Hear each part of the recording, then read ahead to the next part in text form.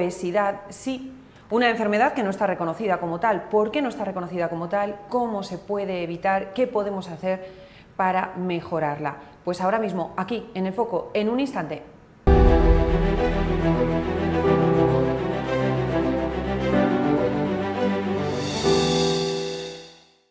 La OMS advertía este año pasado que la obesidad había alcanzado proporciones epidémicas en Europa.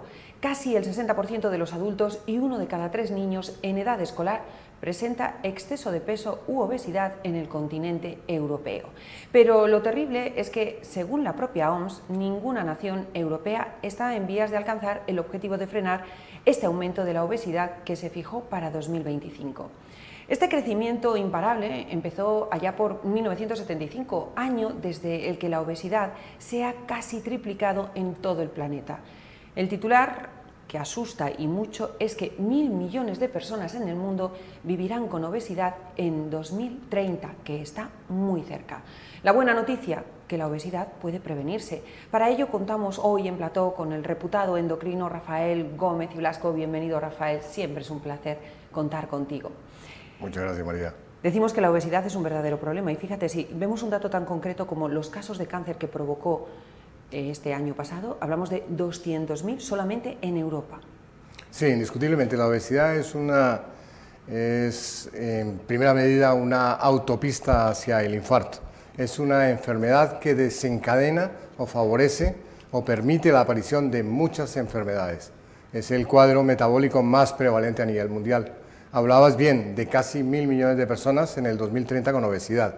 En este momento ya estamos rondando los 3.000 millones de personas con sobrepeso. La obesidad afecta a todos los órganos y sistemas. Claro, estamos hablando de unas cifras que asustan y que decimos, ¿qué tenemos que hacer para poner solución a esto? ¿Por qué no se reconoce como una enfermedad todavía? No se entiende por qué, porque a nivel político y a nivel administrativo y en grandes administraciones públicas se reconoce a la obesidad como enfermedad, pero a nivel real, a nivel farmacológico, a nivel de apoyo a los pacientes, no es tal. Hay que tener en cuenta que la obesidad es el principal desencadenante de una de las enfermedades endocrinológicas más graves, que es la diabetes mellitus tipo 2, que es la responsable en gran medida de todas las enfermedades cardiovasculares y cerebrovasculares, que son la principal causa de muerte, no solamente en el mundo occidental, ya en los países en vías de desarrollo, y provoca cáncer, problemas de aparato osteolocomotor, problemas de tipo digestivo y evidentemente todos los problemas psicológicos. Es que es como que, digamos, se tira ya una de las piezas de dominó y empiezan todas en cadena, ¿no? No es decir únicamente que estéticamente uno se ve con sobrepeso y que le puede gustar tener más o menos peso, sino que después empiezan una serie de afecciones que van directamente a deteriorar la salud. Efectivamente, porque la obesidad tiene una base que es importante, que es genética, una base ambiental, pero que en esa base está alterando a muchos órganos y sistemas. Como decíamos, en el caso de la diabetes mellitus de la tipo 2, la diabetes del adulto, está desencadenada en gran medida por la obesidad. Un dato curioso es que se da un poco más en hombres que en mujeres la obesidad. ¿Esto por qué? La obesidad como tal, en muchos países se da más en hombres que en mujeres, pero en determinadas... Casi uno podría pensar que es al revés, con la menopausia de las mujeres. Sí, dependiendo de zonas culturales, de zonas geográficas, de estilos de vida. Pero bueno, hoy por hoy se podría considerar casi que están a la par, en general. Esto es una pandemia que antes lo relacionábamos con los países más pobres, que comían muy mal, que se alimentaban mal, y que se alimentaban de bollerías, los niños sobre todo, ¿no? Y estamos viendo como muchos niños están sufriendo también obesidad. Pero ahora mismo esto ya es de Europa incluso, ¿no? Que era como el continente que parecía que más se salvaba. Alemania vemos que tiene unas cifras de obesidad muy altas. Sí, efectivamente eso es así. El grupo mediterráneo nos salvábamos en los primeros años 80, al principio de los 90, pero ya en este momento se está subiendo a cifras muy similares a las de Latinoamérica y las de Estados Unidos. Aquí no se salva ninguno. Hay que tener en cuenta que hace un par de meses estábamos en Barcelona haciendo una gran marcha por la obesidad. Yo represento a la Sociedad Española de Obesidad y estábamos en esa marcha, y yo recordaba que hace 30 años ya iniciamos esas marchas en Río de Janeiro, en el primer consenso latinoamericano de obesidad. Durante 30 años se ha hecho mucho, se ha intentado hacer mucho con administraciones, con educación, con escuelas, con colegios, pero no se ha conseguido frenar esta epidemia. Fíjate, yo decía, esto empezó prácticamente más o menos en 1975, los expertos lo señaláis ahí, tú dices que hace 30 años es cuando ya se empezaba a hacer mucho. ¿Qué ha fallado para que en vez de ir a menos vaya más la obesidad? Va a más porque los medios sanitarios con los que contamos hacen que los pacientes nuestros vivan muchísimo más años. Nosotros tenemos una esperanza de vida muy alta. Esto ha mejorado la esperanza de vida, por ejemplo, de los diabéticos, de muchos pacientes con sobrepeso y con obesidad. Esto de una primera parte. De otra parte, todo el ambiente tecnológico en el que nos movemos impide o dificulta muchísimo el ejercicio físico, etc. El sedentarismo. El sedentarismo es un grave problema con el que trabajamos de manera Porque ahora, constante. sin embargo, decimos, vamos mucho al gimnasio, hay gimnasios por todos sitios, prácticamente todo el mundo se apunta, otra cosa es que vaya y sea realmente disciplinado, pero antes, aunque no se iba a un gimnasio, nos movíamos mucho más, andando. Efectivamente, es decir, y todos aún tenemos alguien en el pueblo, en España, una abuela, una bisabuela, en el caso, por ejemplo, de mi mujer, yo recuerdo a su abuela perfectamente, cómo tenía esas cifras de colesterol absolutamente envidiables y hacía una alimentación completamente normal, pero se tenía que estar desplazando por todo el pueblo para ir viendo sus granjas y sus fincas, sus cosas.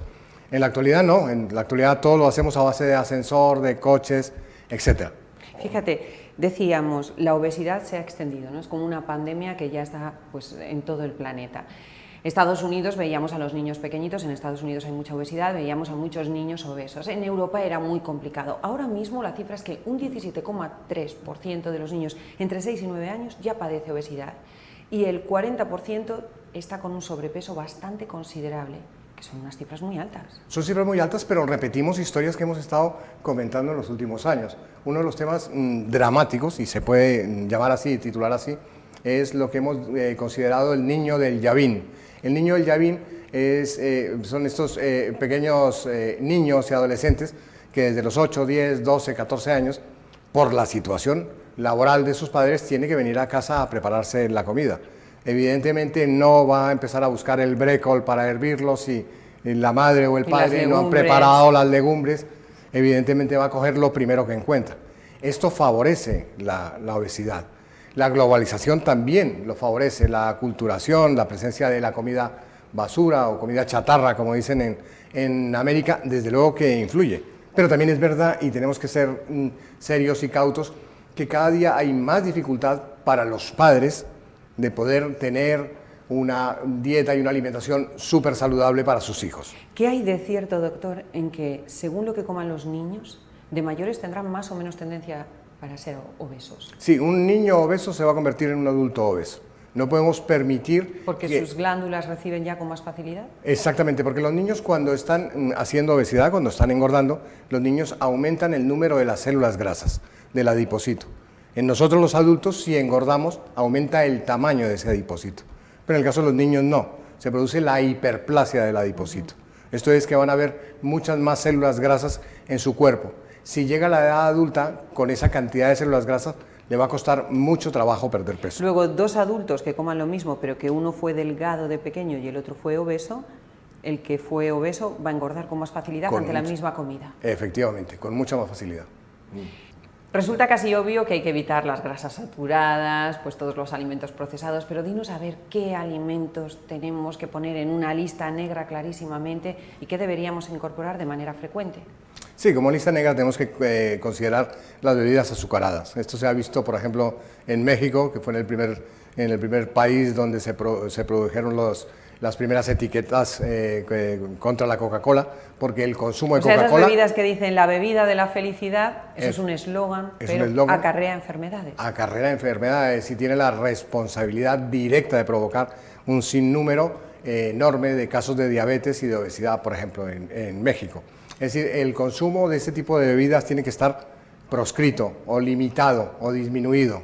Tampoco se trata de que sean un veneno, pero evidentemente no se puede estar consumiendo de manera habitual este tipo de bebidas. Doctor, dime, ¿qué opina de esos medicamentos que dicen ayuda a bajar el peso, quema grasas? Hay en farmacias incluso, ¿no? O batidos que ayudan a quemar las grasas, o no sé, no conozco bien los productos.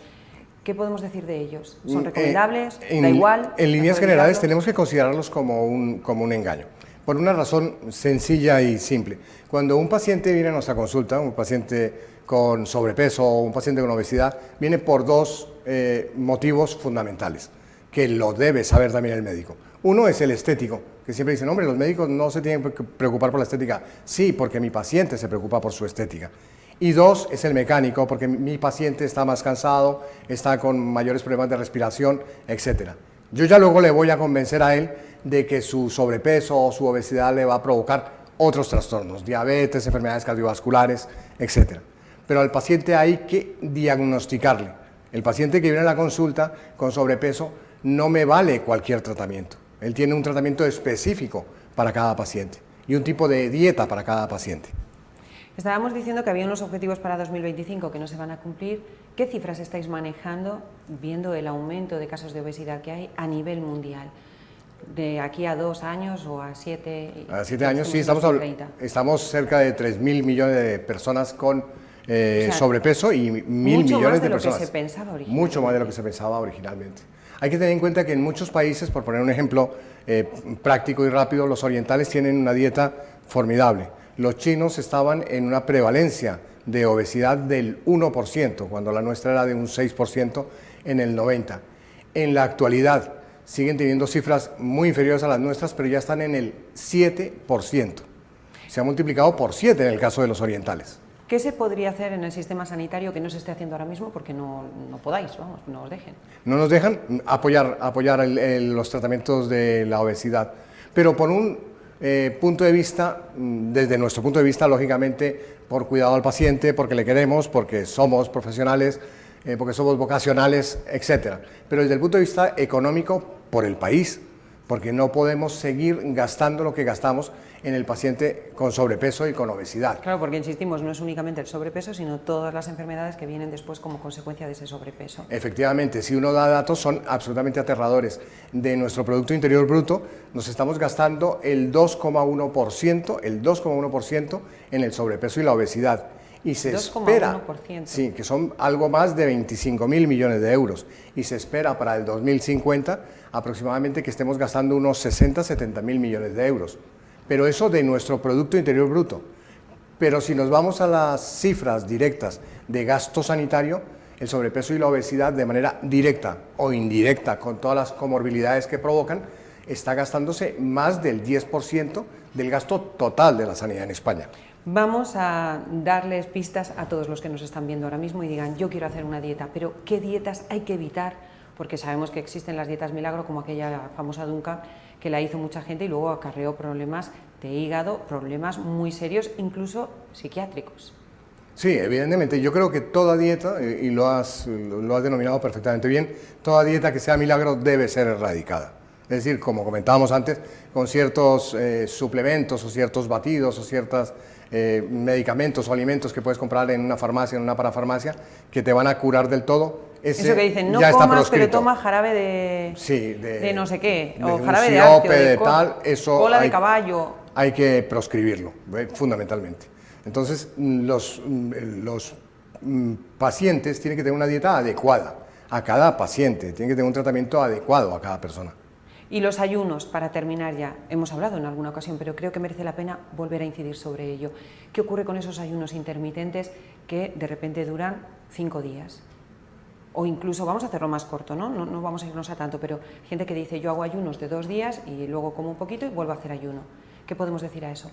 Los ayunos intermitentes se están demostrando después de los últimos congresos y en las últimas actividades que hemos hecho con expertos en ejercicio físico, los últimos, los mejores expertos europeos, españoles y norteamericanos y latinoamericanos, han demostrado que el ayuno intermitente con ejercicio físico aeróbico puede ser de gran utilidad cuando trabajamos 13 horas de ayuno intermitente.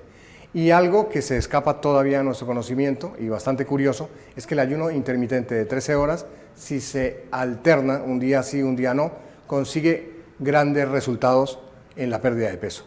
Todo ello... 13 horas, pero ¿y qué pasa si en vez de 13 lo hacemos de 40? Es malo porque produce muchísima dificultad para eliminar desechos orgánicos. Produce pérdida de peso rápido, pero el organismo se defiende y entonces produce grandes efectos de rebote.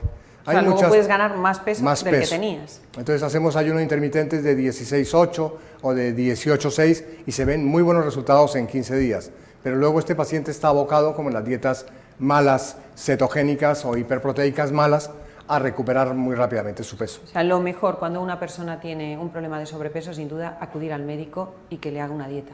Sí, evidentemente, y si es posible que sean dietas flexibles, que es en lo que se trabaja actualmente, en las que se está coordinando ahora todo el trabajo, ya incluso a nivel de la Comunidad Europea, que estamos teniendo ya apoyo, porque las dietas tienen que ser flexibles, la dieta tiene que pensar que tú eres una periodista afamada y que hoy tienes que comer aquí o allí, y la dieta tiene que adecuarse a tu situación. Esa situación es completamente diferente a la del caballero que me trajo en el Uber hoy aquí a la televisión. Depende de cada persona, depende de su contexto social, depende de sus características físicas, de su tema religioso y también indiscutiblemente de su economía. No todos podemos tomar grandes pescados blancos y grandes pescados azules y productos orgánicos y aceite de primera prensa. Tenemos que ofrecer una dieta que lo pueda realizar la mayor parte de la población. Nos quedamos con este dato, Rafael, con esos más de 3.000 millones de personas que van a tener sobrepeso allá por 2030 y esos 1.000 millones que decía al principio, que más de 1.000 millones de personas que tendrán obesidad, qué barbaridad, tienen que hacer dietas ajustadas a ellos, como indicabas, pues ese es el consejo, sin duda, ir al médico. Gracias, Rafael. Muchas gracias a ti. Nos vemos la semana que viene, ya lo sabes, en otra entrevista aquí en El Foco. Hasta entonces.